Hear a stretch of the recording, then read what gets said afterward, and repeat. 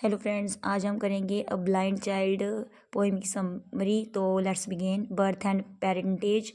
William Henry Davies, commonly known as W.H. Davies, was born in South Wales.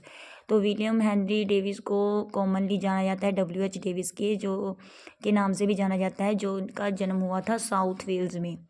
He did not complete his schooling and got training in pictures frame business. तो उन्होंने अपनी study complete, schooling जो school था वो complete भी नहीं किया था, और उन्होंने ट्रेनिंग ली पिक्चर फ्रेम बिजनेस की।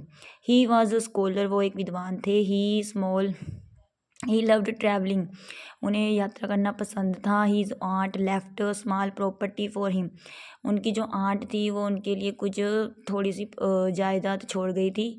ही led life of wandering and adventure, उन्होंने मतलब एक इधर उधर घूमना और एडवेंचर, खतरों से भरी लाइफ जो है बिताई। He lost his leg while jumping through a train, तो उन्होंने अपनी एक लात गुवा दी जब वो कूदे थे ट्रेन से। His work, he continued his wandering life after coming back to England, तो उन्होंने अपनी जो इधर उधर घूमना लाइफ थी वो अपनी कंटिन्यू रखी जब वो इंग्लैंड से वापस आए। He visited dose houses of London, वो डोस हाउसेज ऑफ लंडन भी गए। His first collection named the south destroyer established many of the key features of the poets words, तो जो उनकी द साउथ डिस्ट्रॉयर थी वो इस्टेब्लिश मतलब स्थापित हुई थी many of the key features, उसमें बहुत सारे की फीचर्स थे पोइट के वर्ड्स के, जो कवि की पोइम में होते हैं। He had simplicity life as a child, तो उनकी जो एक साधारण लाइफ थी जैसे एक चाइल्ड की होती है। He had sympathy for the poor people, वो मतलब गरीब लोगों के लिए हमदर्दी रखते थे। ही कंपोज मैनी पोइम्स, उन्होंने बहुत सारी पोइम्स लिखी। Some of his poems are short and composed in the background of nature, तो कुछ पोइम्स उनकी शॉर्ट मतलब छोटी थी और उन्होंने कंपोज दिखाया है उसमें बैकग्राउंड नेचर, कुदरत का जो बैकग्राउंड है वो दिखाया है। Convincing words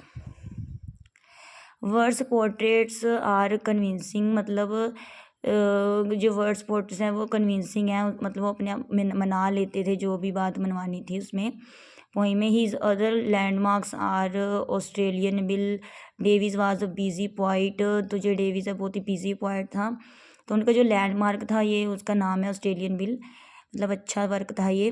Thomas praised his efforts, तो जो थॉमस है वो इनके वर्क की बहुत ही प्रशंसा करता है, इनकी कोशिशों की। He was recognised in words with his poems, तो वो जाने जाते हैं पोइम के साथ अपनी autobiography of super tramp. Davies has given an account of his life in autobiography of super tramp, तो डेविस जो है वो एक ब्यौरा देता है अपना लाइफ का ऑटोबायोग्राफी ऑफ सुपर ट्रैम्प में, जो कि उनकी स्वजीवनी है और सुपर ट्रैम्प में। तो it is written by George Bernard Shaw, तो ये जॉर्ज बर्नर्ड शाह के द्वारा लिखी गई है। Who praised it's simple language and the true experience of poetry, जिसमें उन्होंने जो साधारण भाषा और जो एक्सपीरियंस है पोइट्री के उसकी प्रशंसा की है। His poetry shows some unique characters, तो उनकी जो पोइट्री है वो शो करती है कुछ यूनिक करेक्टर्स। यंग एमा who return 1920 but it was not published for many years because of its sexual overtone, तो मतलब जो यंग एमा थी वो लिखी गई थी 1920 में, बट वो पब्लिश नहीं हुई थी क्योंकि बहुत साल मतलब में वो पब्लिश नहीं हुई because of its sexual overtone का उसके कारण। Even Bernard Shaw raised some objections against it and advised against its publication, यहाँ तक कि जो बर्नर्ड शाह थे उन्होंने भी ऑब्जेक्शन किया था अगेंस्ट इसके कि ये पब्लिश ना हो, तो इसके पब्लिकेशन में एडवाइस दी थी अगेंस्ट में कि ये पब्लिश ना हो। A point of lyricism, Davies is essentially a point of lyricism.